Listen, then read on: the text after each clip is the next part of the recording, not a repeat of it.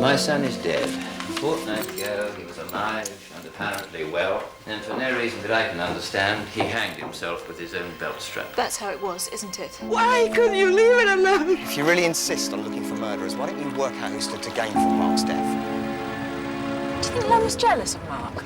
Oh, I'm sure he was. By all this stupid subterfuge to make you think you're a real detective. What are you hiding from me? Nothing. I was not there when he did it. Isabel said you'd kill anyone who tried to harm her. Is that right? What do you think? Perhaps you should consider whether the young man you know is really Dr. Calendar's son, Mark, or a figment of a young woman's troubled imagination. Sweet dreams, my dear.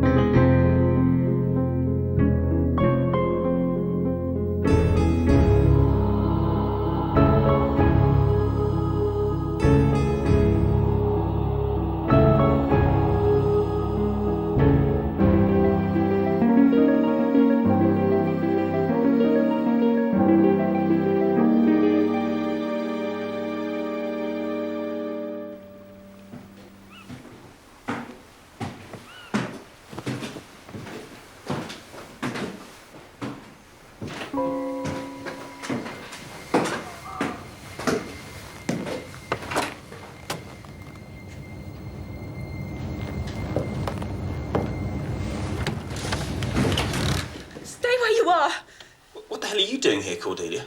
What did you come here for? Was it to kill me or was it just to scare me away? What the hell are you talking about? I had no idea you were even here. You're lying. Sophie must have told you. Sophie? I haven't even talked to Sophie. She's been rather cool with me ever since I admitted I couldn't stand Mark. Hugo? Look, we just came here to get Isabel's painting. That one. Hugo? Hang on a second. You'll never guess who I found. Why would Mark have Isabel's painting? She lent it to him. To cheer him up, I suppose. She can be very kind and generous, you know, when she feels like it. But don't worry, I don't suppose she ever actually went to bed with him.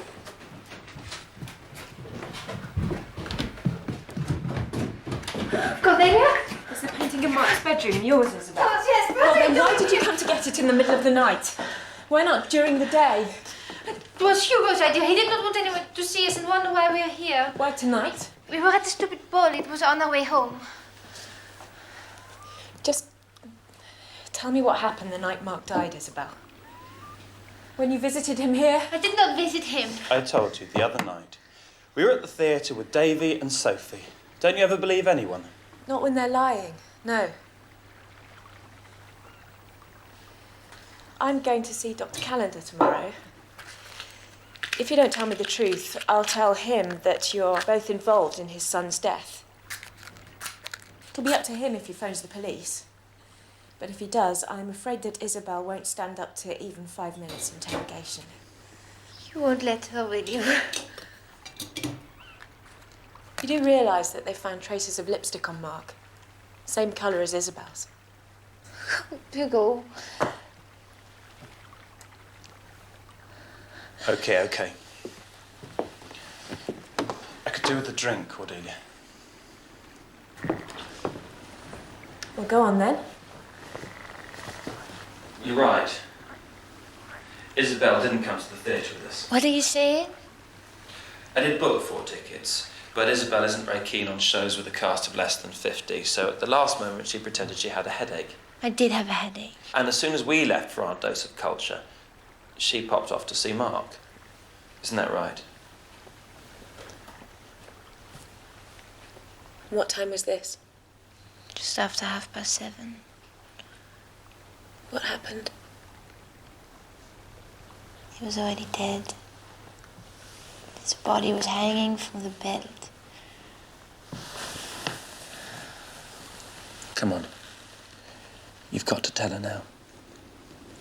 Being rich and beautiful can't protect you from real life forever. When I found Mark, he did not look like he did later. He had nothing on except for black brassiere and black lace panties. And there was lipstick all over his mouth like a clown. There were pictures of naked women on the table there. He asphyxiated himself. It's supposed to increase sexual satisfaction. Apparently quite common these days. So you're saying that Mark's death was an accident? Obviously. It was just horrible bad luck. He must have slipped, or the belt must have got too tight. I don't believe it. What happened next, then? She came back to the theatre and found us, and all four of us drove back here. Why? What do you mean, why? We didn't want him to be found like that. It was my idea, actually. I thought the least we could do was to get his own clothes back on him and get rid of the lipstick. Okay, I didn't like him. But I'm not a complete bastard, despite what you think. He didn't deserve to be remembered like that. When we came back, Mark wasn't dressed like he was before. What do you mean? He was dressed in his jeans. There was no makeup, no naked pictures. So someone else had changed him? Yes. And there was a typed note, too, in verse. The suicide note. Are you sure it wasn't there before? Well, I think I'm sure, but how can I be completely sure?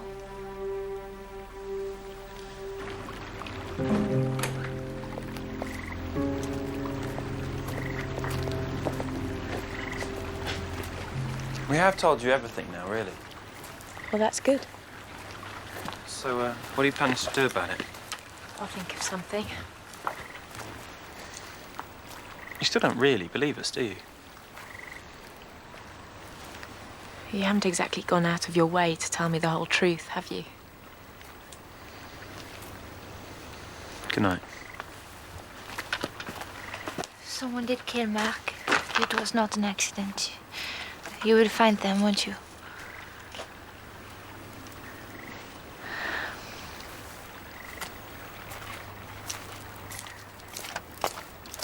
Hugo, wait!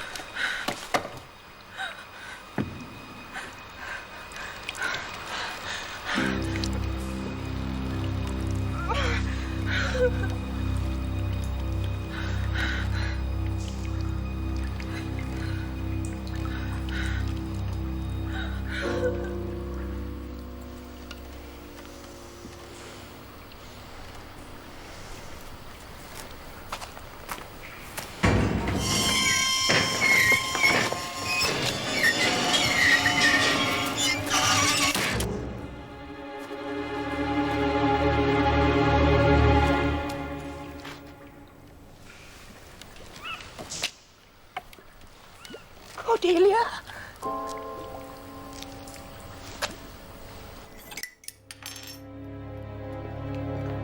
Put lots of sugar in.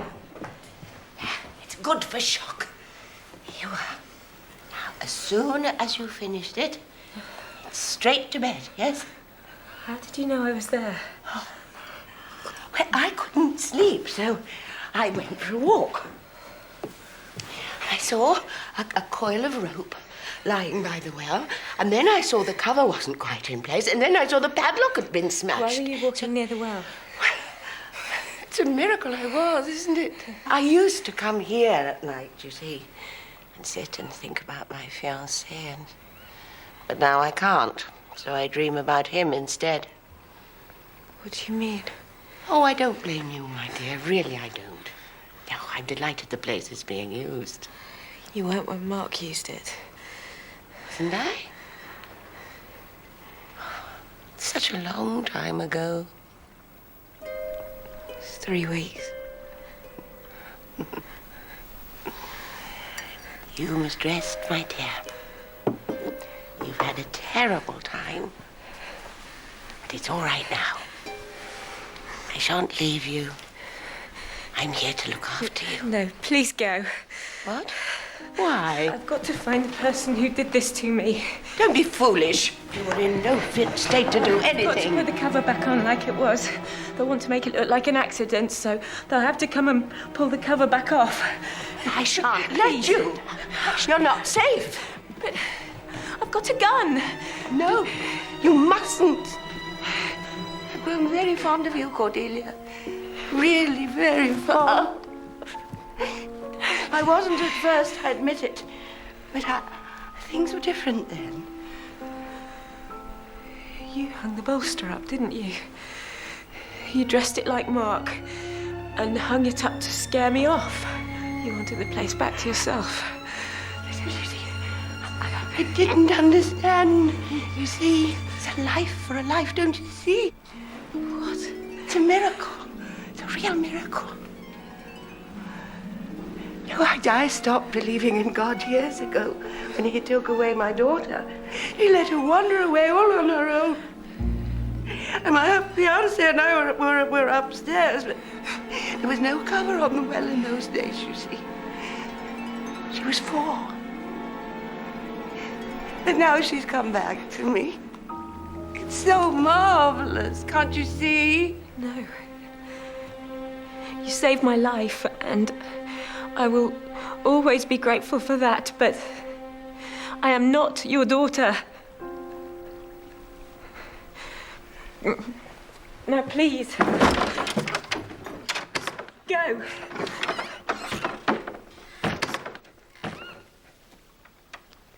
For God's sake, go.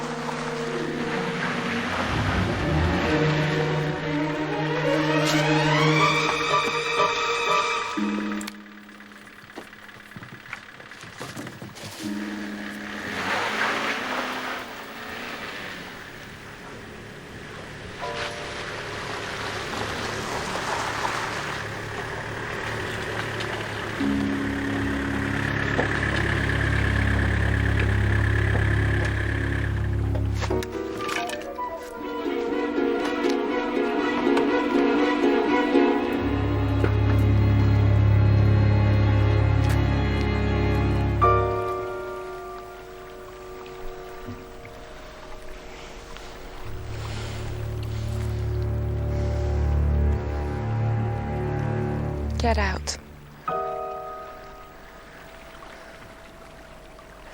Get out.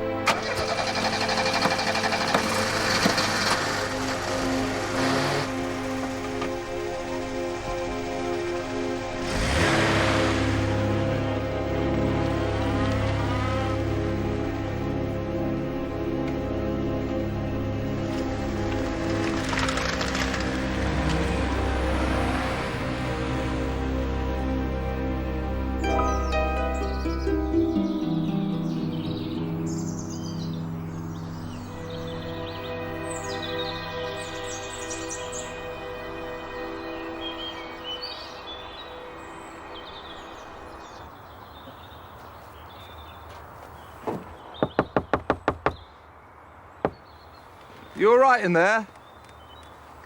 I'm fine. You don't look all right. You look bloody terrible. Thanks.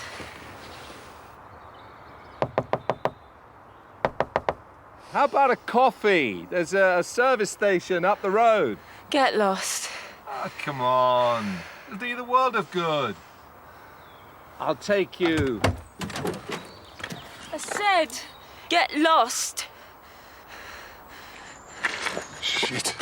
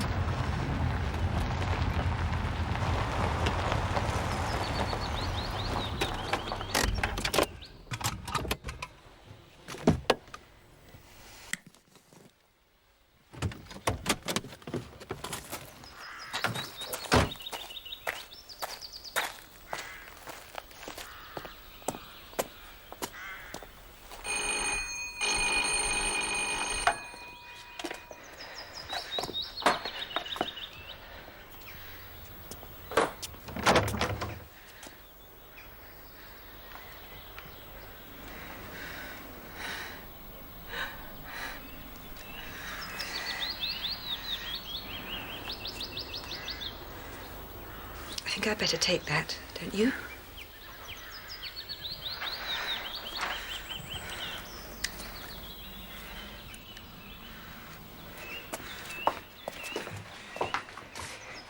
Where's Dr. Calendar? I'm sorry, you can't see him. Miss Gray, Miss Gray, Miss Gray, no! I tried to stop her.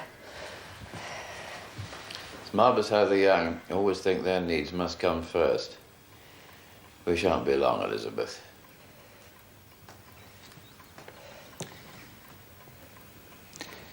So, why this dramatic appearance at such a ridiculous hour? If it's to report that Lunn is dead, the police have already told me. Or have your investigations turned up something pertinent at last? What did you expect me to discover? Something more than childish fantasy. Clearly, you've achieved nothing. I made a mistake with you. But thank you for your time and effort. I thought you wanted to know what I'd discovered. What? More bizarre fantasies about Mark being murdered? He was murdered. He was murdered by someone he knew so well that he didn't hesitate to let them into the summer house. And then he was strangled. Or suffocated. And strung up by his own belt. The murderer put lipstick on him, dressed him in women's underclothes, and spread naked pictures over the table, so it'd look like he'd strangled himself accidentally during a sexual experiment. It's quite common, I believe. What are you talking about? Women's underclothes. He wasn't found like that. Of course he wasn't. But that's why you employed me, isn't it? The real reason, I mean. Because you wanted to know why he hadn't been found in just the way you'd left him. You were desperate to know what happened to him after you killed him, weren't you? Must be that much-admired scientific curiosity of yours. I employed you as a rather shameful but necessary public relations exercise to satisfy my backers. All right. Let's indulge your hypothesis for a moment. What happened next? After this obscene murder? Someone came to the summer house and found Mark. They were so shocked that they went for help so that they could at least make him look decent. But when they came back, they found that someone else had done the job for them. Who were all these people? I'm not at liberty to tell you.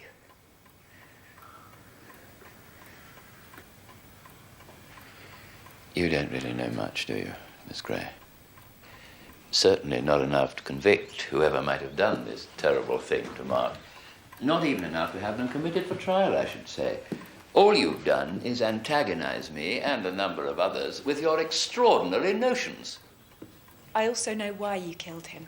At first I thought it was because Mark had discovered that you weren't his father, but that didn't make any sense. He'd found out that your wife wasn't his mother, hadn't he? And that terrified you. Why should that affect me one way or the other? Oh, of course it terrified you. You were petrified that Mark would make it all public. And then what would that nice Christian lady from the Wolvington Trust say? Fraud, illegitimacy, and a father who'd lied to his son all his life about who his real mother was. Well, you'd have had to kiss goodbye to that money that she'd promised you. And then what would happen to your precious laboratory? The only thing that you've ever really cared about in your life. I was at a college dinner on the night that Mark died, as numerous people will confirm. You killed Mark before the dinner. You got Lund to ring you during the meal and pretend to be Mark wanting to talk to you. That's your alibi. But then you discovered that somebody had found Mark's body during the evening. So you had to tell Benskin the truth, that it was really Lund and not your son who rang. Don't you find it distasteful to talk like that about a man who's just died? He was my right hand. Quite brilliant in his way.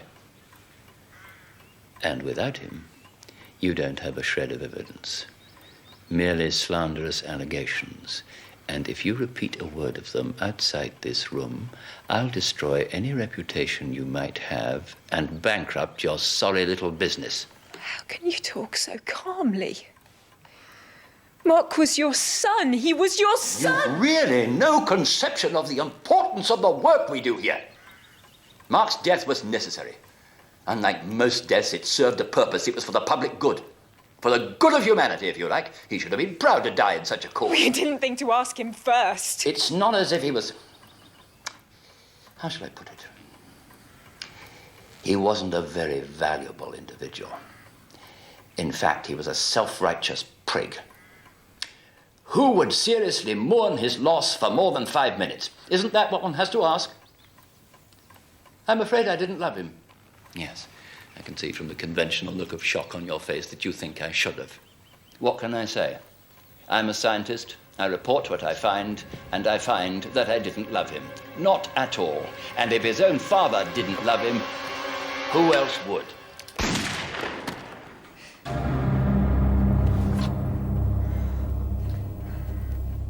Oh.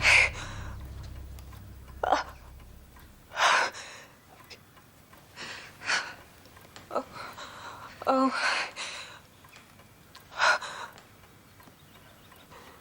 Mark was your son, wasn't he? His son and mine. I've only ever loved two people. Both of them are now dead.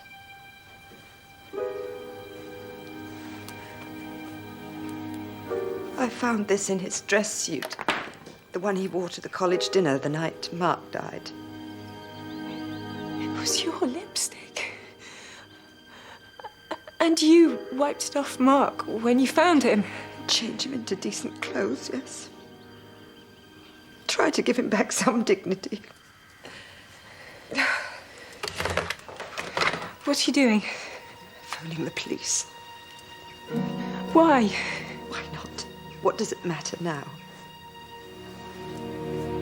Losing your freedom matters. Going to prison matters. Do you think Mark would have wanted his mother sent to prison? Do you want the whole world knowing how horribly your son died and who killed him?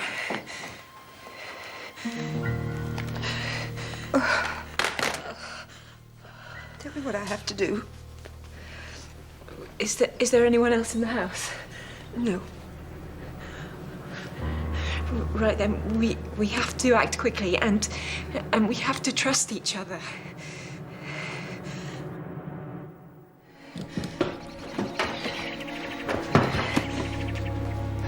What are you doing? I think there's a firing residue, and I think the police can test for it. Now, wash your hands and get me a thin pair of gloves. Do as I say, quickly!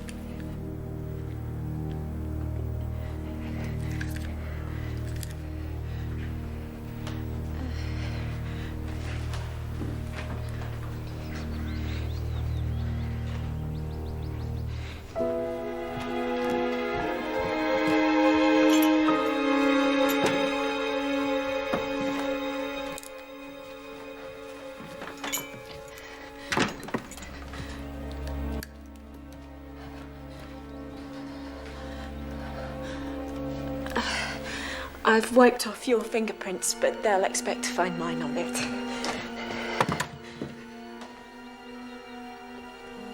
Did Mark ask you to come and see him the day he died? I told him I'd come round when I could. Perhaps he was going to tell you that he knew you were his mother.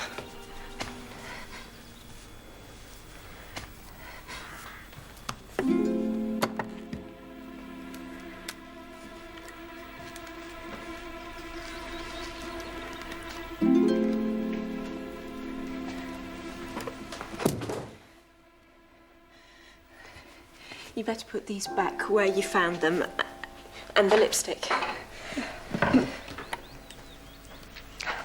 Then what? Then we work out our story, and then you call the police.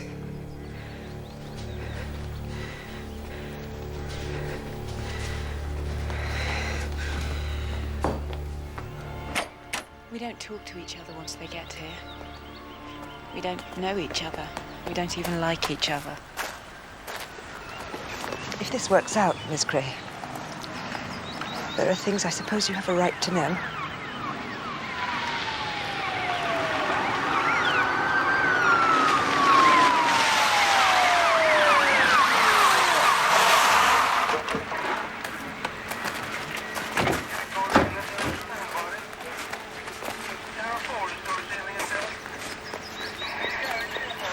Will you tell the court how you came to be in possession of the gun, Miss Gray?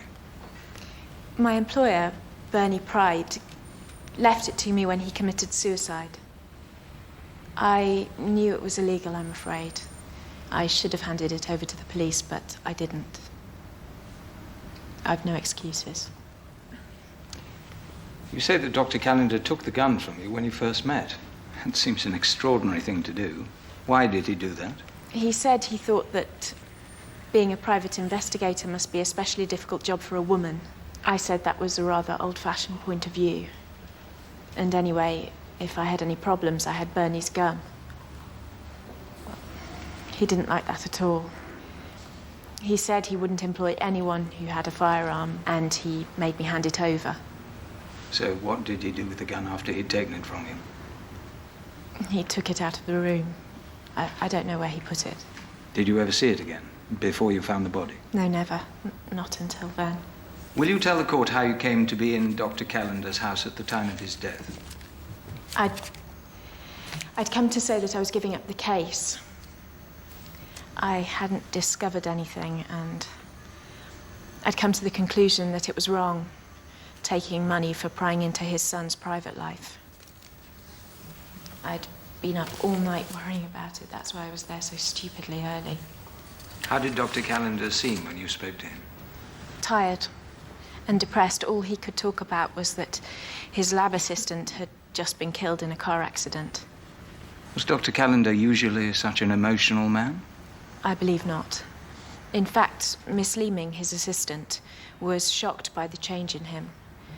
She was saying just that as we walked out to the car, and that's when we heard the shot. She'll have to be grateful to you for the rest of my life. I'm not sure I like that. I'm not sure I like being charged with illegal possession of a firearm, but I'll live with it. Anyway, there's no need to be grateful. I did it for Mark, not you.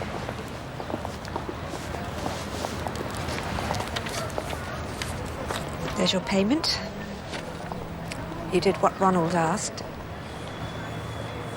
You said there were things I had a right to know. About you and Mark, I assume. Ronald was desperate for a son, you see. Mainly because Evelyn's father had promised her $500,000 if she had one. I discovered I was pregnant about the same time she learned she was never going to conceive.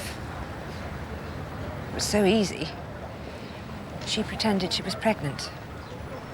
I took a flat in Camden, and then every couple of months the three of us flew to Italy, where I'd become Mrs. Callender and she'd be me. Then when she got back to England, she put on a bit more padding. How could she put up with anything so humiliating? Because she loved Ronald and didn't want to lose him. And of course she was religious. She was practicing self-deception. She persuaded herself it was all best for the child. And she did get the child. For 9 months. Till she died. Did he kill her? No. He wasn't always such a monster. I wouldn't have loved him if he had been. He grew worse, more frustrated as the years went by, and he had to accept that he wasn't great after all.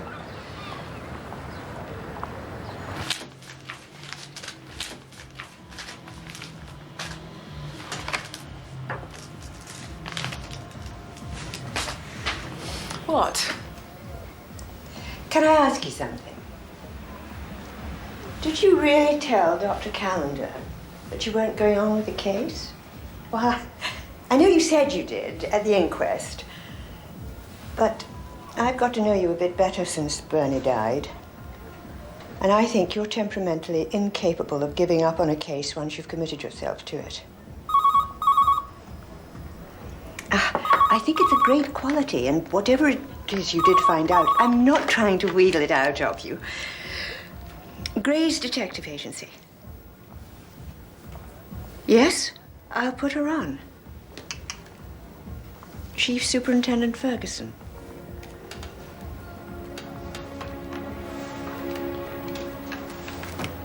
Hello?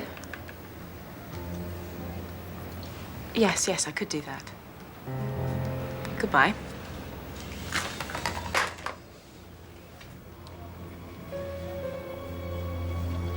You'd like to see me at New Scotland Yard? Wednesday at 4. Not much for one for small talk, is he? I understand from Sergeant Maskell of the Cambridge Police that you told him you suspected Mark Callender was murdered. But you didn't mention it to the police after Dr. Callender's death. Or at the inquest. Why was that? Because I decided that I was wrong. Really? Yes, really. I've carried out a few investigations myself, Miss Gray. Just before Dr. Callender's death, you managed to trace Mark's mother's old nurse. And you asked her about his childhood and his parents' marriage. You also tracked down the doctor who looked after Mark's mother when she was ill. Then you rang Dr. Callender's doctor and found out his blood group. Oh, and I believe your secretary obtained a copy of Mark's grandfather's will. She's not my secretary, she's my assistant. Yeah, but why did you do all that if it wasn't to find out who would gain most from Mark's death? Well, that's just the point. I found out that no one stood to gain by it. As I'm perfectly sure that you did too. So why didn't you tell the police about your fall down the well? It was an accident. I wasn't aware that I'd broken any law by falling down a well. Why should I tell them about it? Miss Markland said that after she rescued you, she wanted to stay with you. But you insisted you'd be fine. You said you weren't afraid because you had a gun. Is that right? It's right that I said it, yes. But you told the inquest Dr. Callender had taken your gun. That's right. Miss Markland's an extremely disturbed woman. Well, I'd have said anything to get away from her. She was sobbing about her dead child. She actually thought that I was a child. So what about the motorist who came up to you when you were asleep in your car a few hours later? He telephoned the police from a service station reporting he'd been threatened by a dark-haired young woman with a gun. Do you deny that? Of course I do. He was drunk. I'm surprised he remembered anything. I threatened him with a spanner, actually. One I keep in the car, especially for people like him. I only wish I'd had the chance to hit him with it. Would you like to hear my scenario for the night's events? Yes. I think Mr. Lunn threw you into the well. Then replaced the cover and came back later on to take it off again so it would look like an accident. You threatened him with a gun, but he escaped. Somehow. And you followed him, which is why he was driving so fast when he crashed. I wasn't following him. I was going to see Dr. Callender. At 6 in the morning. I'd almost died. It was an accident, but I was still in a state of shock. I was going to tell him that I couldn't go on with the case. It was one of Bernie's rules. You remember Bernie? Always keep the client informed of any major developments. At 6 in the morning, Miss Gray.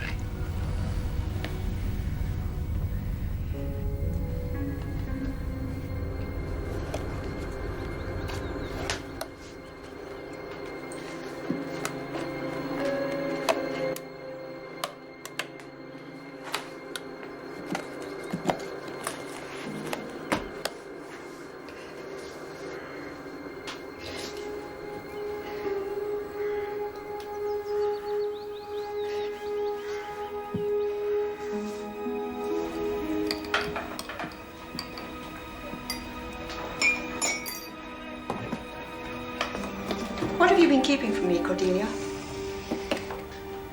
It's something serious, isn't it? It must be, or Ferguson wouldn't want to see you again. I think he just wants a few more points clarified. And is that what he wanted yesterday? In a way. This does concern me. If you're determined to destroy this agency, I have a right to know.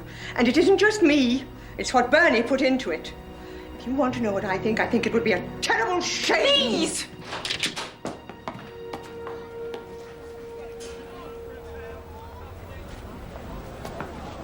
You see, I think Miss Leeming killed Dr. Callender, and you took pity on her. You cleaned the gun and then put it into Dr. Callender's hands so that his prints were on it. You made Miss Leeming wipe the firing residue off her hand onto his, which was particularly clever of you. That makes you an accessory after the fact, Miss Gray. Do you know how many years you can get for helping conceal a murder? You've no evidence. Nothing at all. Nor do we have any witnesses to any of it. First Lund, now Miss Leeming. She killed herself last night, sleeping pills washed down with whiskey in her son's bedroom.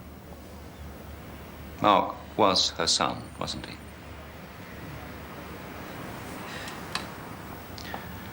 I wanted you to know straight away. She didn't kill Callender. He took the gun from me. He took the gun. As you said at the inquest. No, he did. He took the gun. You don't have to come this afternoon. I shan't be needing you anymore. It's finished, as far as I'm concerned. Why did you sack Bernie? All he ever wanted was to be a detective, and you wouldn't give him the chance. It wasn't quite as simple as that. Though I did get rid of him, it's true. Why? If you really have to know, he was fine in uniform. But once he was in plain clothes, he was out of his depth. I kept him on as long as I could.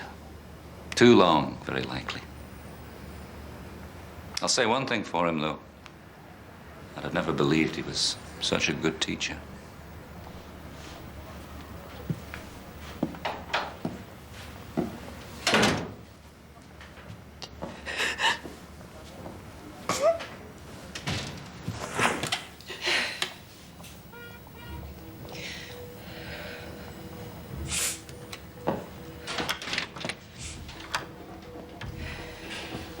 You all right? I'll be fine.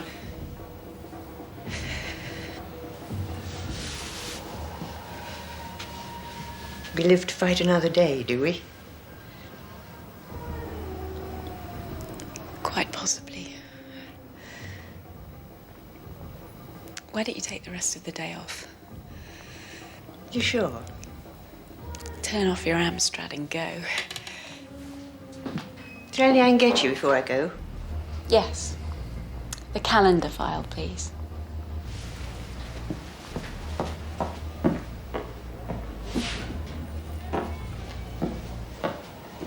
You're not going to stay up all night, are you? Not long, I promise. Thank you, Edith.